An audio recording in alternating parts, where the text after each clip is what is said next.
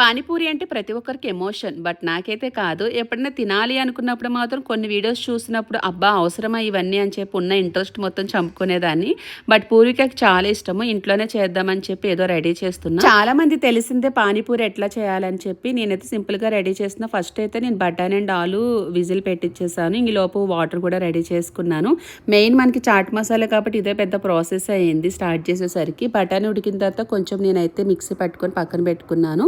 And ఈలోపు మనకి చాట్ మసాలా కావాలి కాబట్టి ఉల్లిపాయలు వేగిన తర్వాత ఏమంటారు టమాటో వేసేసాను, అల్లం వెల్లుల్లి పేస్టు, కారము, సాల్టు, పసుపు, తర్వాత కొంచెం మసాలా ఇవన్నీ వేసేసి బటానీ అంతా వేసేసి ఇలాగ చాట్ మసాలా కింద రెడీ చేసుకున్నాను.